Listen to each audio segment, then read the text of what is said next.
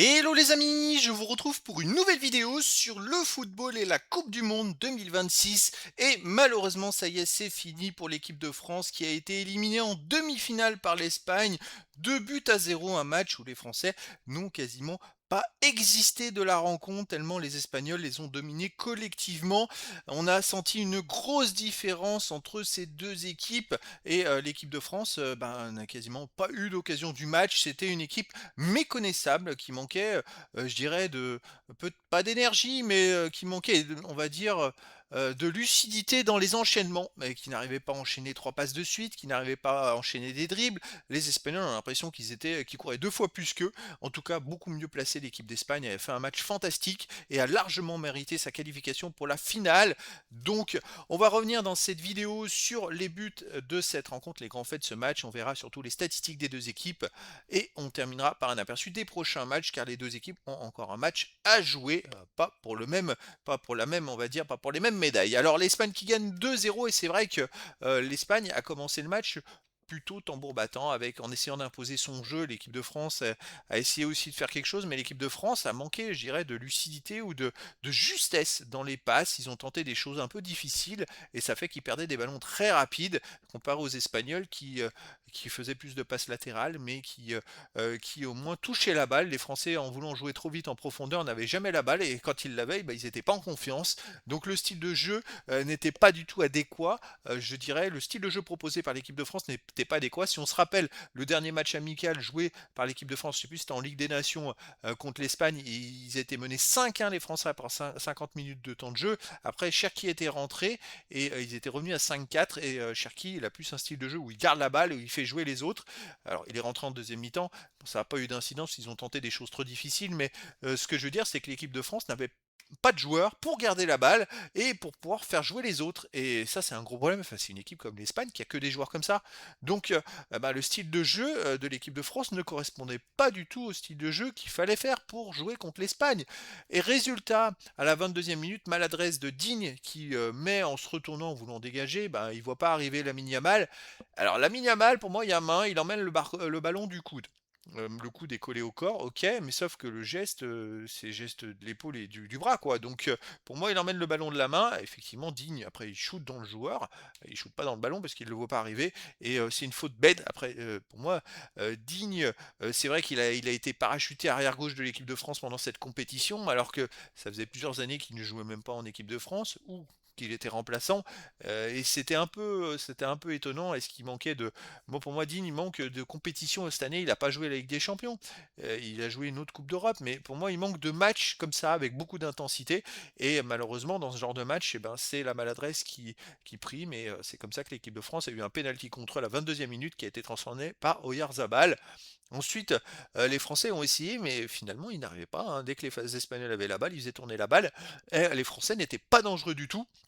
1-0 à la mi-temps pour l'Espagne et en deuxième mi-temps, Porro a doublé la mise pour l'Espagne. Là, ça a été plus compliqué. Il y a eu un quart d'heure très compliqué pour l'équipe de France où même Lamine Yamal a marqué un but qui a été refusé pour hors-jeu. Alors, le but de Porro qui a été marqué à la 58e, c'est encore une fois une énorme erreur de la défense française qui a été complètement à la rue puisque l'équipe d'Espagne a un peu le jeu à la nantaise. Je ne sais pas si vous vous rappelez le jeu à la nantaise dans les années 90.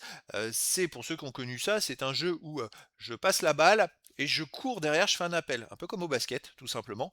C'est-à-dire que je passe la balle et je cours pour faire du mouvement et créer des espaces. Et c'est un peu ça où le joueur qui passe la balle à un joueur qui est à 25 mètres de la cage avec un défenseur dans le dos, le français, je crois que c'est Upamecano, fait faute sur le joueur, mais qui dévie la balle pour son copain qui arrive et qui la prend, il est tout seul face au goal et il marque. Voilà, tout simplement. Aucun joueur de l'équipe de France ne suit ou anticipe le fait.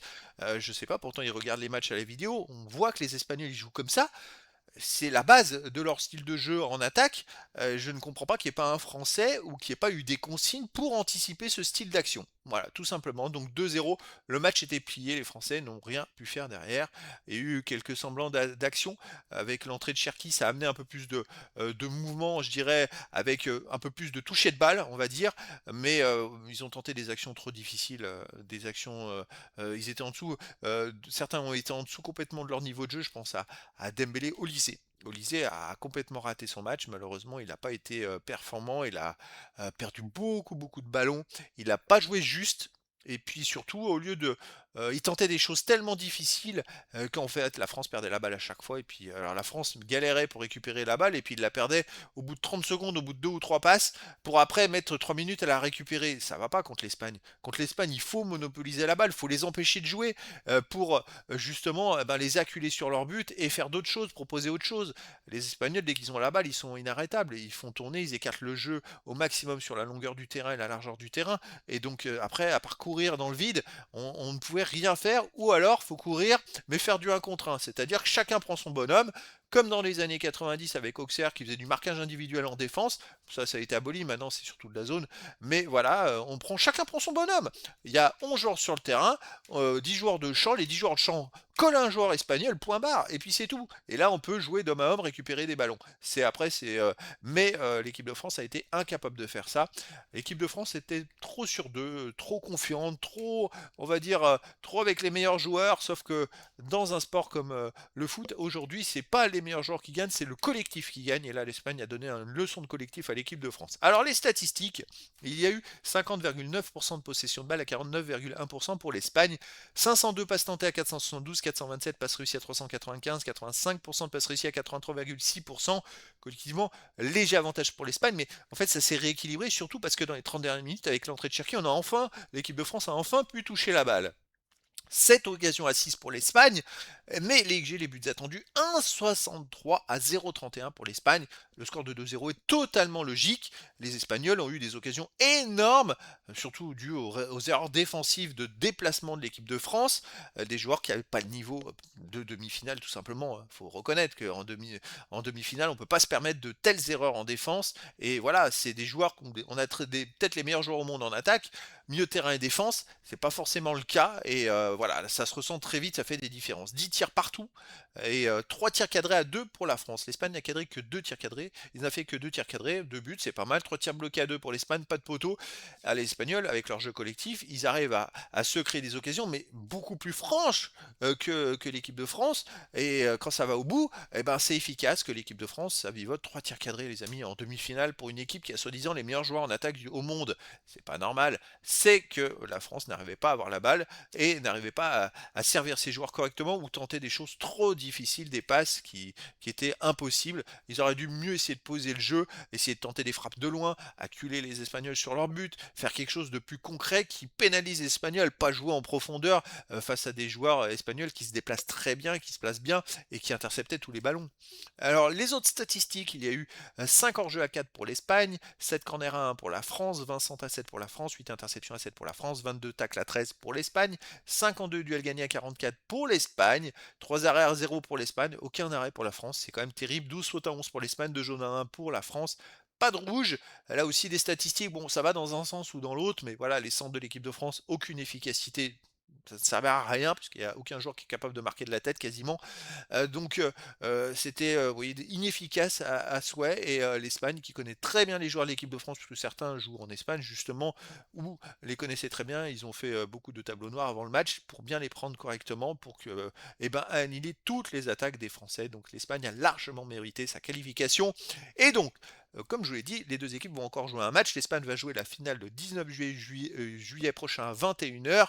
Ce sera soit l'Angleterre ou l'Argentine, et la France jouera la petite finale, le match pour la troisième place, le samedi 18 juillet à 23h. Pareil, Angleterre ou Argentine, ça serait, vu la situation, ça serait très frustrant que l'Argentine aille en finale, les amis, je vous cache pas. Vu comme ils sont passés à tous les matchs, ils mériteraient pas forcément, alors que la France, bon, c'est un peu frustrant. Et je me dis, hein, une revanche France-Argentine pour la troisième place, ça pourrait être marrant. Mais voilà, après dans le foot, tout est possible. Donc voilà, c'était donc le débrief en statistique du match France contre Espagne. Un match qui s'est terminé par la victoire de l'Espagne 2 buts à 0 et donc la qualification de l'Espagne pour la finale de la Coupe du Monde de football 2026. Voilà les amis, je vous dis à très bientôt pour une nouvelle vidéo.